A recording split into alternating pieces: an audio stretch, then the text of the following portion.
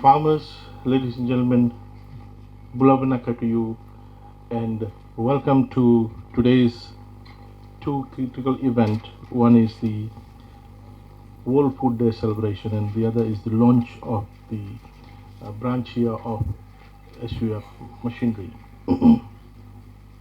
Ladies and gentlemen, United Nations have dedicated a day in the year for certain critical issues of climate change, issues of food security, issues of environment, issues of our biodiversity, etc. The reason why these issues have been chosen is because they are critical for our well-being, they are critical for our future generations.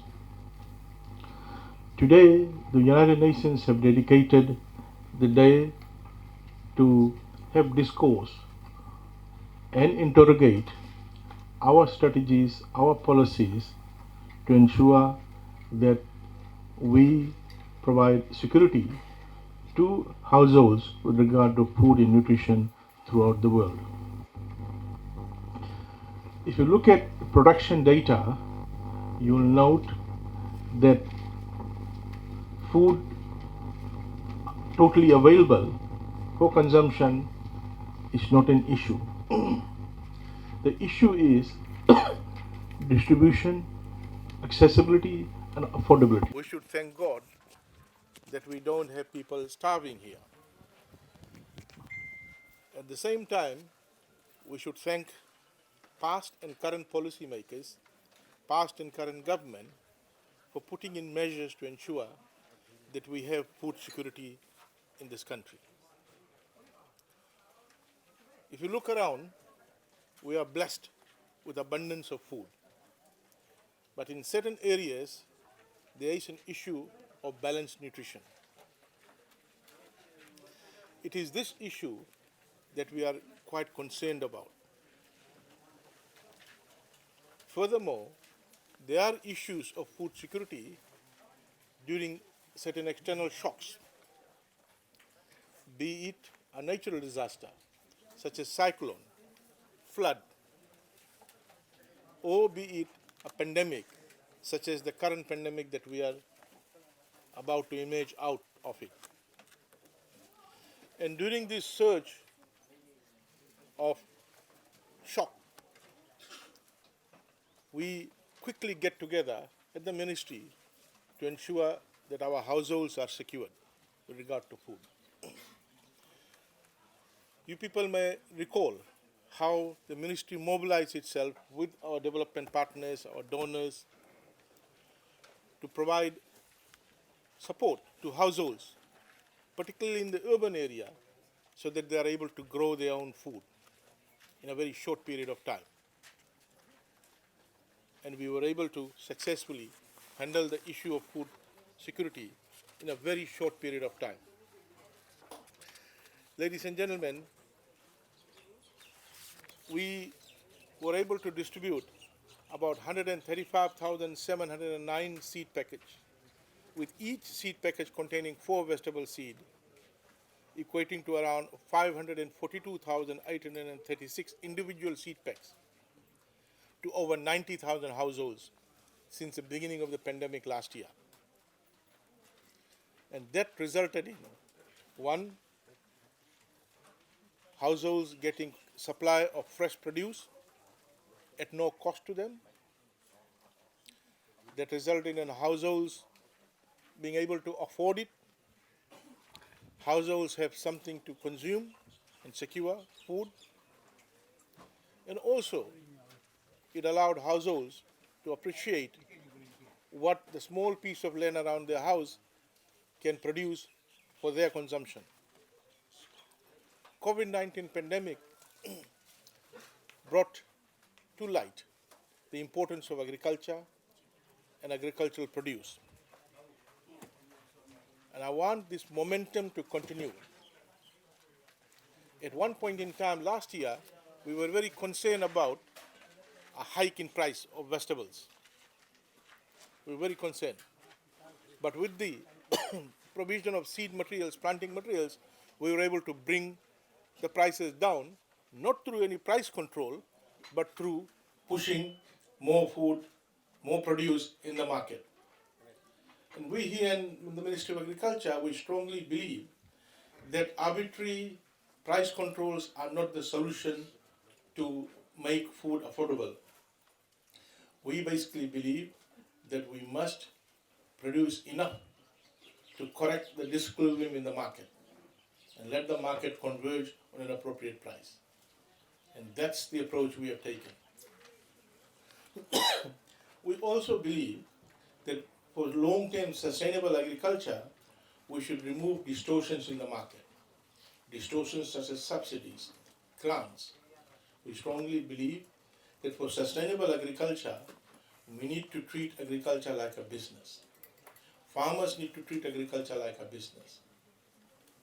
And we are very fortunate that for so far, farmers have supported us in ensuring that we clean up these distortions in the market.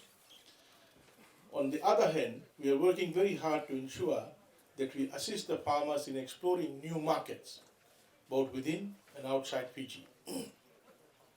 I want to let you know that market for Fiji's agriculture produce is growing. The demand is increasing.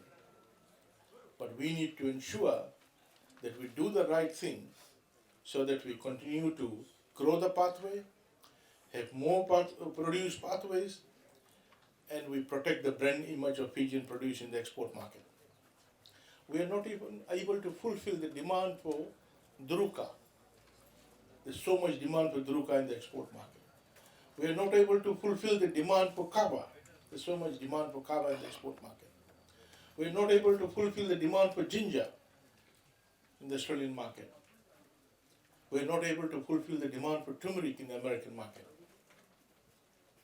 So someone whom I met last week, he said, Minister, what's the alternative for sugar? I said, these are the alternative for sugar.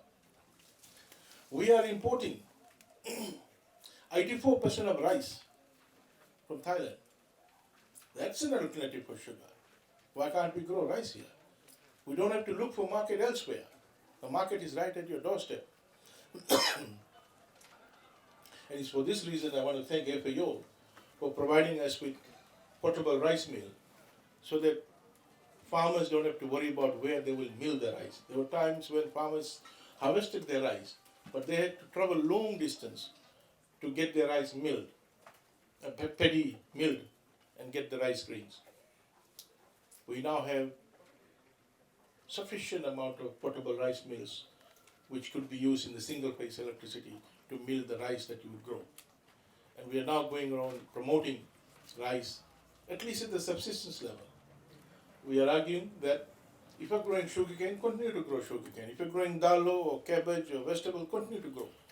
But allocate a small piece of land, small parcel of land, whether it's quarter acre or 1 acre, up to 1 acre, which will give you enough rice for the entire year, for the entire family. You don't have to buy any rice from the supermarket. So people have been asking for alternatives.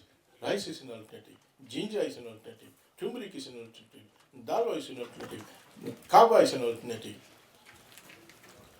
There are other crops. We're importing pulses. You go to the supermarket, you see how much of split peas are imported into the country.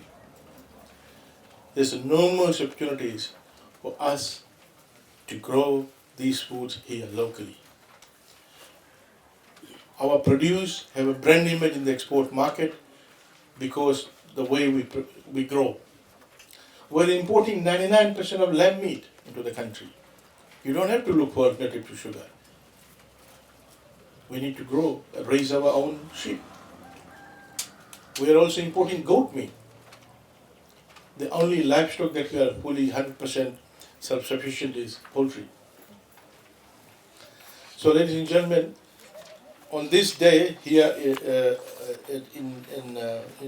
Bilelebu, we want to take this opportunity to make a call to everyone in this country, whether you are an accountant, whether you are a lawyer, whether you are a farmer, whether you are a doctor, whether you are a engineer, please buy our own, consume our own produce, and as far as possible, grow our own.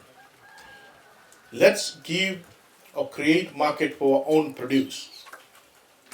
I'm asking everyone in this country, let's have a national movement towards buying and consuming our own. We are bracing up for later this year's opening up of the tourism sector entirely, where additional demand will be created for agricultural produce. And we are repeatedly calling on to the tourism sector that they must purchase all the agriculture produce from within the country. Importation of vegetable products from outside Fiji must stop immediately. We have heard a lot of excuses from the tourism sector that there is a consistency in supply issue, there's a quality issue. I don't think there's anything as such. If people in Australia and New Zealand and America are looking forward to Fijian produce when they go to the supermarkets, asking for where is Fijian baingan or Fijian okra, there's no reason for hotel sector to say there is a quality issue with our produce. We will be meeting them and we will be hammering this point that they must purchase from within Fiji. We cannot afford to lose foreign exchange through importation of fresh produce from outside Fiji. Secondly, we want to ensure that our farmers get opportunity to fulfill the demand in the tourism sector. I also want to call upon the tourism sector to relook at their menu for fruits utilization and adjust it according to the season. There are a lot of fruits which is oversupplied during season. For example, pineapple, watermelon, mango. Number of fruits, enormous amount of fruits are available. In fact, pineapple and watermelon are supplied year round, and we've got enough to supply to the tourism sector. So, ladies and gentlemen, I want to take this opportunity to everyone who is playing a part in the supply chain to ensure that we have fresh produce on the tables of the urban dwellers. And we need to ensure that when the hotel sector opens up, we don't withdraw produce from the export market and pass it to the tourism sector. We must be ready to cater for the tourism sector. At the same time, we want to grow our exports further. Last year, our exports grew by 14% in volume and 24% in value. We want to see similar growth this year. We have exceeded the $100 million mark in a very short period of time, and we want to ensure that agricultural exports is one of the top export earner for Fiji. And we want to ensure that this sector remains robust and sustainable, so that again in future, if there's any pandemic, any natural disaster, agriculture sector will continue to cruise as it did last year and this year, while the other sectors came to a standstill. So, ladies and gentlemen, I once again take this opportunity to ask you that we start a new revolution, that we grow local, eat local, and promote local. I want to urge each one of you here and who are listening through the live streaming that let's be champions and ambassadors of this new revolution of grow local, eat local, and promote local agricultural produce. This will mark our journey and is a baby step to our long-term vision of a better production, better nutrition, better environment, and better life. With these words, I wish you all a very happy World Food Day. Thank you.